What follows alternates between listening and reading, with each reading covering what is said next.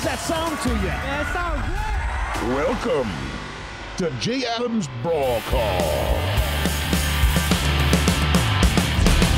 Art of Fighting is a relatively new promotion, but they're already making waves in the state of Florida. After just 3 shows in Sarasota, they're stepping up and moving their next event to the Sundome in Tampa, putting together a card that they hope will fill a lot of the 7,000 seats there. Art of Fighting is taking their shot. Headlining the event, UFC, Elite XC, and WEC veteran and Kimbo killer Seth Petruzelli versus Chris Baten.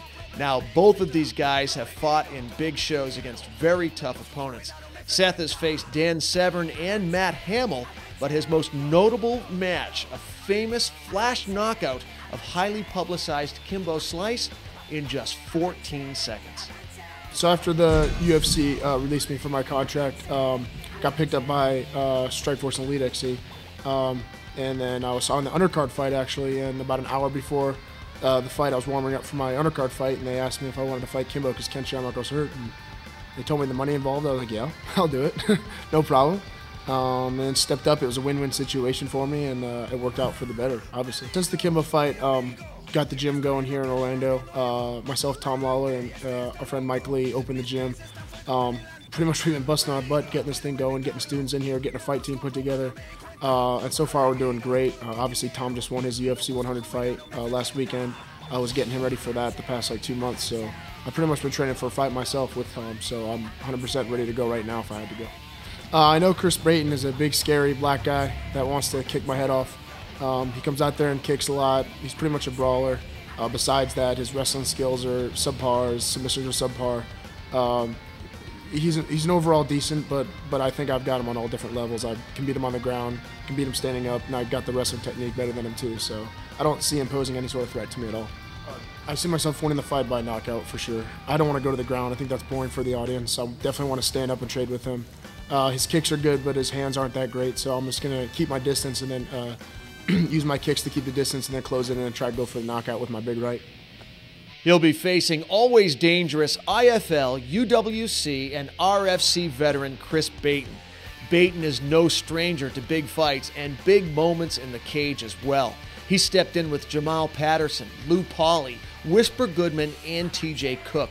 Baten feels that this is his time, and he would like nothing better than to knock off the guy who defeated Kimbo Slice. I have a huge fight coming up against a great opponent.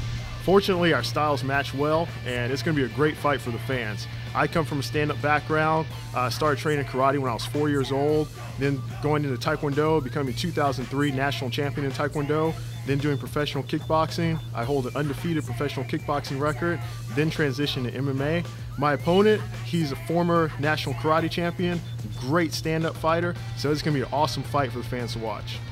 Really, in MMA, it's hard to tell because fights go, 100%. We're going out there at 100 miles per hour. It's the only sport in the world where you can pick a guy up over your head, slam him to the mat, and get knocked out yourself and lose the fight.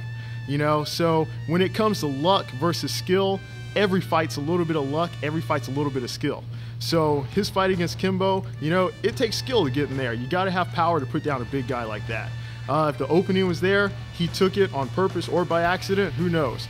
But the fact is, he got the win, he got the knockout, that's what matters. My team of scientists and trainers who've been studying Seth, it's kind of hard so far to find a weakness in his game, but I'm sure there's one there. In no time, my team's working night and day to find a weakness in this guy, and they're going to find it eventually, and at that time, they're going to tell me, hopefully before the 22nd, and we're going to get in there, we're going to get the win. This fight is going to be a phenomenal fight. Seth and I are going to go to war. We're both going to walk out of that cage bruised, battered, and bloody. In all honesty, I'm going to get the win. I wish Seth the best of luck, but, I'm going to get the win. All my fans in Tampa, you guys know me. You know how hard I fight, you know how hard I train.